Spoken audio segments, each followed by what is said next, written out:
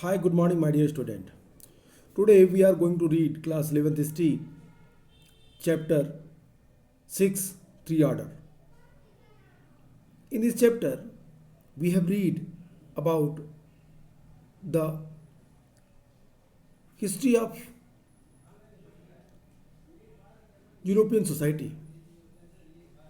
We have discussed the various important points in this chapter like introduction, like resource, like the what is the meaning of three orders, first order, second order, and third order. In my previous video, if you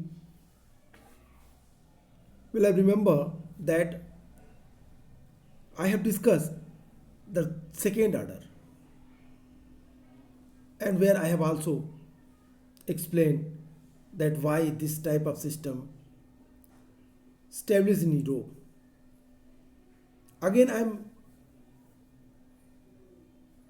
going to inform you, going to remind you that why, what was the belief of the church about three orders. The priest or church believed that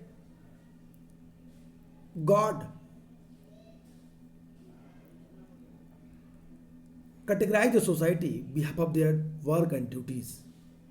Someone involved himself in war, someone involved himself in prayers, and someone in farming. According to their work, they categorize in the orders. The persons who involve himself in prayers, they called first order. The royal families, lord, manor, knights, they were come in second order, and the very vast group that was the third order, that was the peasantry groups. In the peasantry, I have discussed the lot of peoples like slaves, workers, peasants, women's also part of the third order. There are so many exploitation which was done by first order and second order on the third order. That is the main matter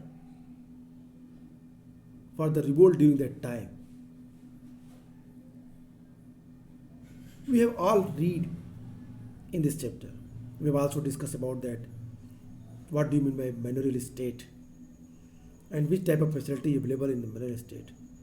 Where I have discussed the manor is house of the lord, where he lived with the dozens family of the peasants who worked on their land along with their personal lands. Peasants are families who lived in the manorial state. They have to provide their services for their lords, for their manors. Not only the men, but also women and children.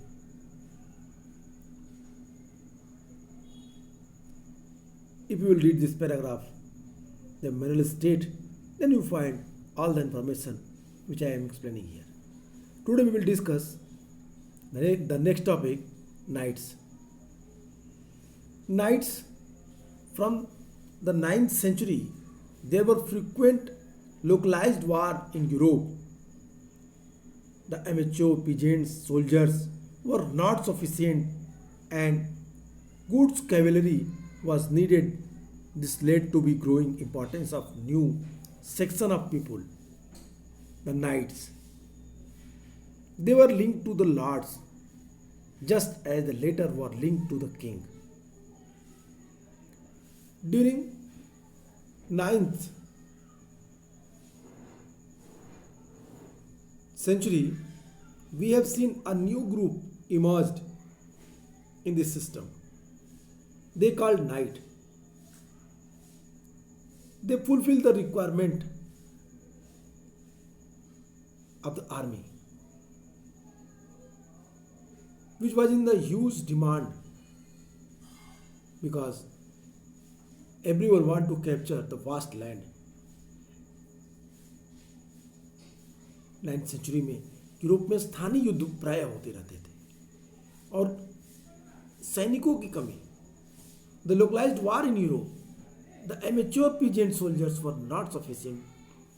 It means peasants जो amateur थे, जो पूरी तरीके से कुशल नहीं थे, वो सेना के लिए योग्य नहीं माने जाते थे. एक अच्छी आर्मी के लिए वो यूजफुल नहीं थे. इसके लिए this led to the growing importance of the new section of people. और यहाँ से एक नए वर्ग का उदय होता है, नाइट्स, योद्धाओं की. दे वर लिंक टू द लॉर्ड्स, वो लॉर्ड से लिंक रहते थे, वो लॉर्ड अपने लॉर्ड्स के प्रति लॉयल रहते थे.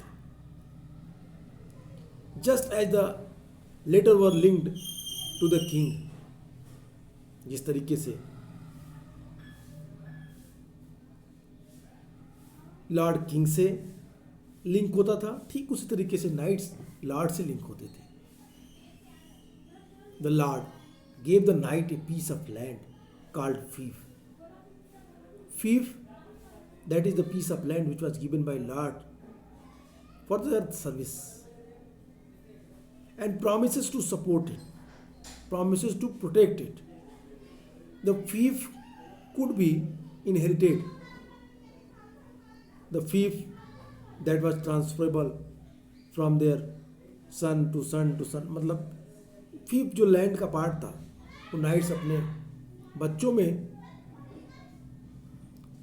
ट्रांसफर कर सकता था. It extended to anything between the 1000 and 2000 acre more. The land which was extended between 1000 to 2000 acres or more, including a house for the knight and his family, a church and other establishment to the house in his depends, besides watermill and wine press. You have seen here, the knights also enjoy all these things which is provided, which is available in the manorial state, except watermill and wine press. As in the feudal manner, the land of the fief was cultivated by the peasants. In the change, the knights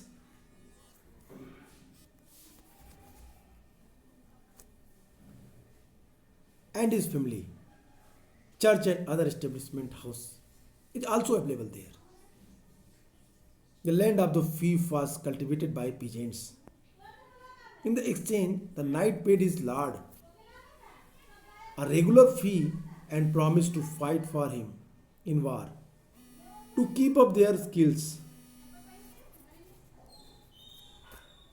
Knights spent time each day fencing and practice with dummies. Knight might be served more than one lord, but his foremost loyalty was to his own lord. Lord के द्वारा nights को एक छोटी सी जमीन का टुकड़ा दी जाती थी जिसे फीफ कहते थे. फीफ 1000 एकड़, 1000 to 2000 एकड़ या उससे भी ज़्यादा हो सकती थी. वहाँ पे फीफ में नाइट्स की फैमिली के रहने के लिए पैलेस या छोटा सा घर, चर्च और वो सारी चीज़ें होती थी जो लगभग मिनरल स्टेट में पाई जाती थी, एक्सेप्ट वाइन प्रेस के, एक्सेप्ट वाटर मिल के. As in the feudal manor, जैसा कि वहाँ पे मिलती थी. फ्यूडल मैनर की तरफ फीफ की भूमि को कृषक जोतते थे, पीजेंट्स जोतते थे. बदले में नाइट अपने लॉर्ड को एक निश्चित रकम देता था. एक fief was cultivated by peasants. In the exchange the knight paid his lord to regular fee and promise to fight for him in war. Lord fief देता था और फीफ के बदले नाइट्स अपने लॉर्ड के लिए युद्ध करने के लिए अपनी सहमति और हमेशा तत्परता दिखाता था। It means knights always ready for their lords. He became more liable. Their loyalty towards their lord, अपने लॉर्ड के प्रति, लॉर्ड की तरफ उसकी लॉयल्टी सबसे ज़्यादा थी। यद्यपि नाइट्स दूसरे लॉर्ड्स की सेवा दे सकता था, दूसरे लॉर्ड को अपनी सेवाएं दे सकता था, लेकिन उसे अपनी सेवाएं अपने लॉर्ड्स को प्रियोरिटी के तौर पे सबसे फर्स्ट रखनी पड़ती थी। In France from the 12th century the ministers travelled from manor to manor singing song which told stories, partly historical, partly invented about brave king and knights. In an age where not too many people could read and manuscript were few, these traveling the bards were very popular. Many manors had a narrow balcony above the large hall where the people of the manor gathered for meal. This was the ministerial gallery from where the singers entertained nobles while they feasted. 12th century में जो singers थे वो France के मैनरों में वीर राजाओं और nights की वीरता की कहानियां सॉन्ग्स के रूप में सुनाते रहते थे। Singing song which told stories, partly historical partly invented, कुछ बनाई गई थी, कुछ ऐतिहासिक थी। ऐसी कहानियों को वो लोग गाते थे। उस काल में जब बहुत अधिक संख्या में पढ़े लिखे लोग नहीं थे और मैन्युस्क्रिप्ट्स नहीं थी, बहुत थोड़े मात्रा में थी, this travelling birds were very popular. Many manners had narrow balcony, अनेक मैनरों के भवन में छोटे छोटे कमरे होते थे और उसमें जो बालकनीज निकली होती थी जहाँ मैनर के लोग भोजन करने के लिए एकत्रित होते थे, कलेक्ट होते थे, असेंबल होते थे। और यहाँ ये गायक एक दीर्घा में एक मिनिस्ट्रियल गैलरी में खड़े होकर के इन वीरता से भरी हुई कहानियाँ, गाने सुना करके इन लोगों को, नाइट्स को आनंदित करते थे, उनका मनोरंजन करते थे। इट मीन्स कि special type of peoples who wander one place to other place singing a song, their song related from the knights and kings and their stories. They explain in their poems, they explain their songs, and they entertain the manners when manners assembled in their gallery for food. जब वो खाने के लिए वहाँ इकट्ठा होते थे मील के लिए, तो ये लोग उनको एंटरटेन करने के लिए वहाँ पहुँचते थे। That is the very important things. ये मनोरंजन करने की एक व्यवस्था थी। Now we are going to read the first order, the clergy. The first order, as I inform you about the first order, without any confusion, you should have to know that the priest, the church belongs to first order. The Catholic Church had its own law, own land given to it by rulers and could levy tax. It was thus a very powerful institution which did not depend on the king. At the head of the Western Church was the Pope. He lived in Rome. The Christians in Europe were guided by bishops and clerics who constituted the first order. Most villages had their own church where people assembled every Sunday to listen to the sermon by the priest and to pray together. The Catholic Church had its own law. Catholic church के अपने कुछ नियम थे। Owned lands given to it by rulers.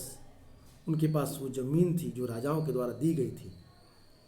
Lands थे जो राजाओं के द्वारा प्राप्त थे, जिससे वो कर टैक्स कलेक्ट करते थे। इस प्रकार वो एक पावरफुल इंस्टीट्यूशन के रूप में अपने को स्टेब्लिश करके रखा था। Which did not depend on the king. Church didn't depend upon the king. Church राजा के ऊपर निर्भर नहीं था, because he was also collected tax, tithe. At the head of the western church was the pope. चर्च का प्रधान pope होता था. He lived in Rome. The Christian in Europe were guided by bishop and clerics who constitute the first order. Bishop, Europe में ईसाई समाज का मार्गदर्शन बिशप तथा पादरियों के द्वारा होता था, जो प्रथम वर्ग के अंग थे, फर्स्ट ऑर्डर के पार्ट थे. अधिकतर गांव में अपने चर्च हुआ करते थे, यहाँ पर प्रत्येक रविवार को, संडे को, पादरी से लोग सरमन के लिए और assembled every Sunday to listen the sermon by the priest and pray together. एक साथ प्रे करने के लिए चर्च में इकट्ठा होते थे. No doubt to say that कि first order play important role in society. He collected tax from peasants. Tax was imposed by the church. A tax name was tithe. That is the strange matter. That similarly state, church also powerful institution in society. He treated himself as the royal family, royal group. Everyone could not become a priest. Serfs were banned. सभी लोग priest नहीं बन सकते थे. Serfs जो थे, जो दास थे, जो खेती करने वाले दास थे, वे बैंड थे, वो नहीं कर सकते थे priest का कार्य. As where the physically challenged women could not become priest, men who became priest could not marry. Bishop were the religious nobility, like lords who owned vast land. Estates, the bishop also had the use of vast estate and lived in the grand palace. The church was entitled to the 10th share of whatever the peasants produced from their land over the course of the year, called a tithe.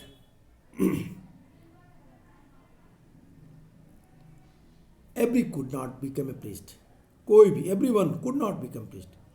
सभी लोग, प्रत्येक व्यक्ति पादरी नहीं बन सकता था. Serfs के लिए ये पूरी तरीके से बैंड था.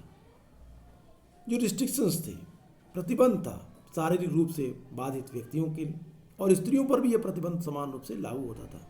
Physically challenged women could not become priest. Surf also not become priest. Men who became priest could not marry. Bishop were the religious nobility. Here the particular word which clear all the doubts. The bishop were the religious nobility. Bishop क्या थे? Bishop के पास भी Lord की तरफ विस्तृत जागीरें होती थीं. Bishop भी अभिजात माने जाते थे. चर्च एक वर्ष के अंतराल में, एक साल के अंदर में किसानों से उसके उपज का 1/10 टाइथ के रूप में कलेक्ट करता था. अमीरों द्वारा कल्याण और मरणोपरांत उनकी मृत्यु के पश्चात रिश्तेदारों के कल्याण के लिए दिया जाने वाला दान भी आय का एक स्रोत माना जाता था. Money also came in the form the endowment made by rich for the their own welfare and the welfare of their disease relatives in the after life.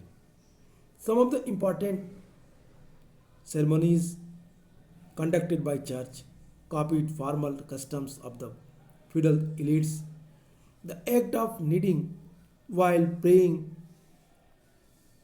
with hands clasped and head bowed was an exact replica of the way in which a knight conducted himself while taking vow of loyalty to his lord. Similarly, the use of the term lord for God was another example of feudal culture that found its way into the practice of the church. Thus, the religious and the lay lords of feudalism shared many customs and symbols. Some of the important ceremonies. Church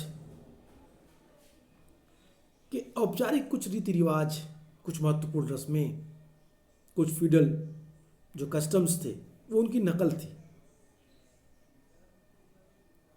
church के जो रीति रिवाज थे, जो उनकी activities थे, वो फीडल society की ही कॉपी थी। प्रार्थना करते वक्त हाथ जोड़कर, सिर झुकाकर, घुटनों के बल झुकना, नाइट्स के द्वारा वरिष्ठ लॉर्ड के प्रति वफादारी की शपथ लेते वक्त अपनाए गए जो तरीके थे उसकी नकल। इसी प्रकार ईश्वर के लिए लॉर्ड शब्द का प्रचलन एक उदाहरण था, जिसके द्वारा सामंती संस्कृति, जो फ्यूडल सोसाइटी की जो कल्चर थी। Similarly the use of the term Lord for the God another example of the feudal culture that found its way into the practice of the church.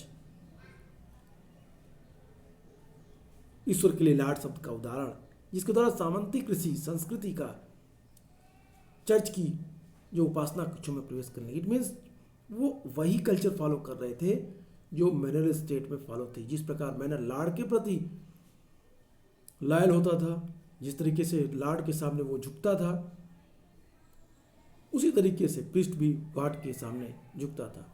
God के लिए लॉर्ड शब्द का इस्तेमाल भी इसी बात को एक्सप्लेन करता है। इसी प्रकार ईश्वर और लॉर्ड में जो समानता की गई वो फ्यूडल सोसाइटी के से आप समझ सकते हैं, वो वहीं से आई।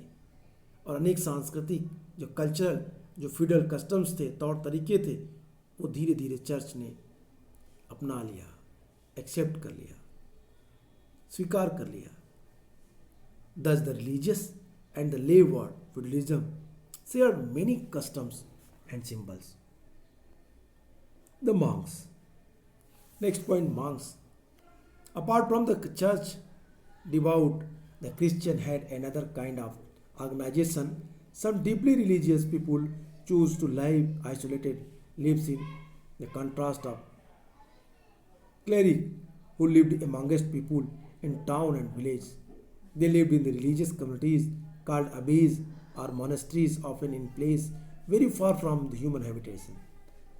Two of the more well-known the monastery were those established by Saint Benedict in Italy in 529 and of Cluny in Burgundy in 910. Church के अतिरिक्त कुछ विशेष श्रद्धालु ईसाइयों की एक दूसरी संस्था थी, एक दूसरी कम्युनिटी थी, एक दूसरा रिलीजियस ग्रुप था जो बहुत ही पवित्र माने जाते थे, बहुत ही रिलीजियस पर्सन माने जाते थे। ये प्रीस्ट के अगेंस्ट, पादरियों के विपरीत लोगों के बीच में नगरों और गांव में रहते थे, एकांत जिंदगी जीना पसंद करते थे। वे धार्मिक समुदाय में रहते थे जिन्हें एबीज कहा गया, रिलीजियस कम्युनिटी में कहा गया जिन्हें एबीज कहा गया। एबीज मोनेस्ट्री, एबीज जिसे मोनेस्ट्री भी कहते थे, मठ कहते थे, जो अधिकतर मनुष्य की आम आबादी से बहुत दूर होते थे। दो सबसे अधिक प्रसिद्ध मठों में एक 529 में इटली में स्थापित सेंट बेनेडिक्ट था और दूसरा 910 में स्टेब्लिश क्लूनी में बरगंडी थी। ये वो जगह थी जहाँ पे प्रिस्ट के अलावा एक बड़ा वर्ग जो अपने को गॉड से इंटरेक्ट रखता था, जो सेक्रेड माना जाता था, जो चर्च में नहीं रहता था, वो लोगों के बीच, लोगों से काफ़ी दूर इस मोनेस्ट्री में, इस एबेसीज में रहता था। ये मॉन्क कहलाए। Monk took vows to remain in the abbeys for the rest of their life and to spend their time in prayer, study and manual labor like farming. Unlike the priesthood, this life was open to both men and women. Men became monk and women none, except in a few cases. All abbeys were single sex communities. That it is there were separate abbeys for men and women, like priest, monk, and nun did not marry. Okay, some restrictions for the monks and nuns that कि Monks को अपना सारा जीवन आबे में रहने और प्रार्थना करने, अध्ययन और फार्मिंग जैसे जो शारीरिक श्रम थे, पारिश्रमिक श्रम जो शारीरिक श्रम में लगाने का व्रत लेता था. It means he spend their life for farming, for prayer, for labour, for study. अपने टाइम को इसमें स्पेंड करता था.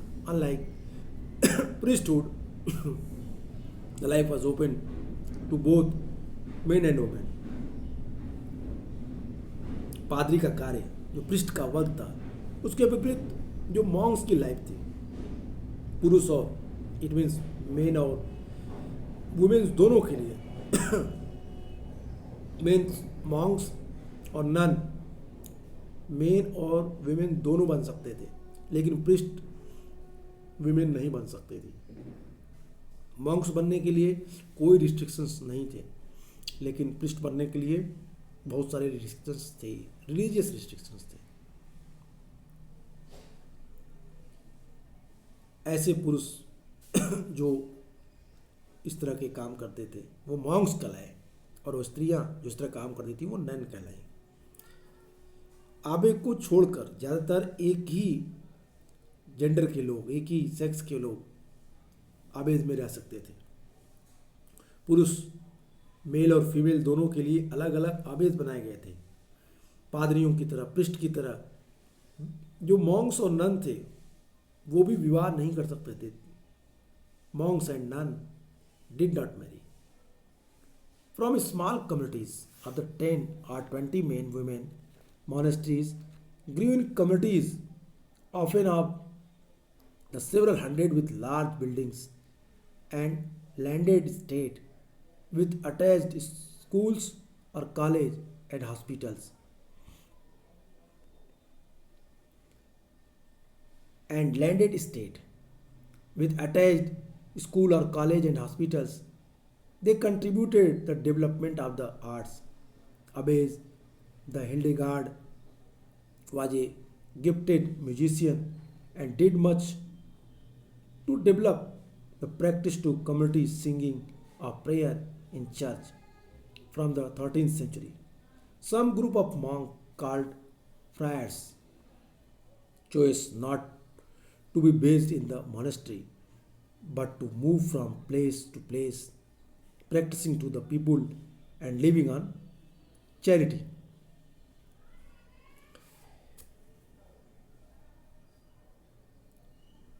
The small community, from small communities of 10 or 20 men or women, monasteries grew to communities often several hundred when the large buildings and landed estate.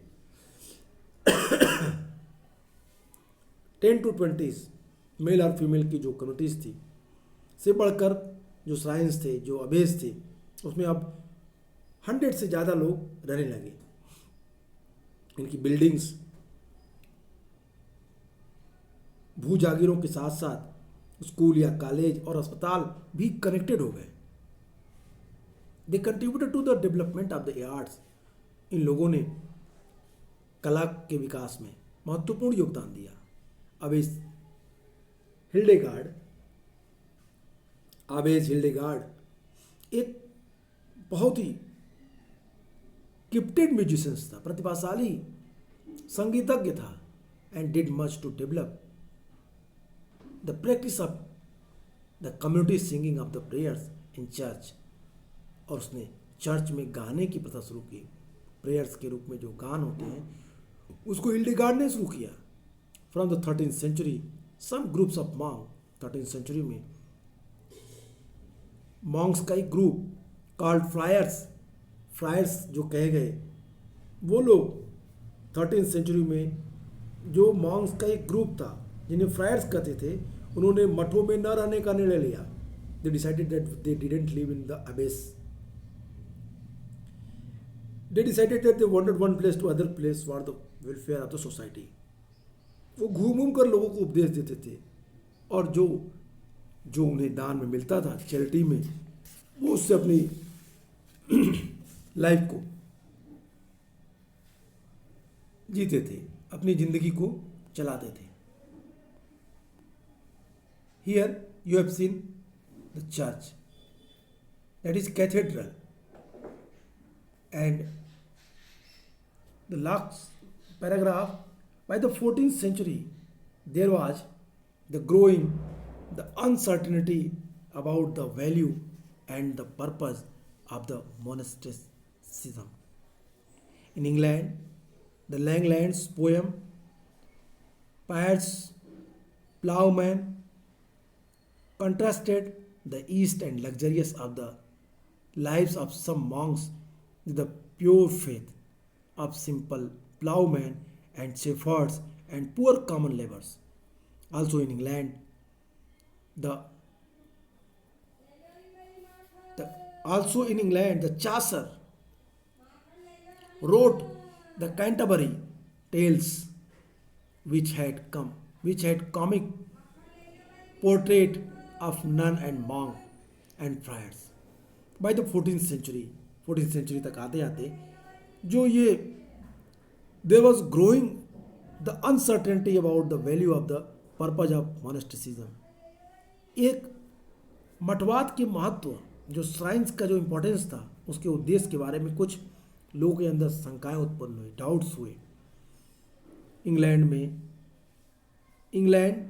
लैंगलैंड्स की कविताएं, piers Ploughman में कुछ भिक्षुओं के लग्जरियस लाइफ का वर्णन किया गया है। लग्जरियस जो लाइफ स्टाइल्स थे उसको कविता में पियर्स प्लाउमैन में बताया गया है। जीवन की साधारण कृषकों, जो शेफर्ड्स थे, जो पीजेंट्स थे, और जो गरीब लोग थे, जो मजदूरों के विशुद्ध विश्वास से उनकी तुलना की गई है। इंग्लैंड में भी चासर ने कैंटरबरी टेल्स लिखी, जिसे भिक्षुड़ी, इट मीन्स नन, और मॉन्क और फ्रायर के बहुत ही हास्यास्पद चित्र दिखाए गए हैं। The Canterbury tales which had the comic portraits of nun and monks and friars, उनके बड़े ही हास्यास्पद चित्रों को एक्सप्लेन किया गया है। तो यहाँ तक हम लोगों ने देखा। We have discuss today knights, monks, nun and their importance in society. Monks and nuns, they were not part of the first order. They were common people. But their importance in society is most important. They are living their life very simple way. They wandered one place to other place, they called friars. Previously they part monks and nuns. उन लोगों ने समाज के विकास के लिए आगे काम किया। और इस तरीके से हमें 13वीं सेंचुरी तक आते आते धार्मिक बदलावों को देखा हमने। आज के लिए इतना ही। नेक्स्ट वीडियो में फिर बात करेंगे the church and society. Okay, goodbye and take care.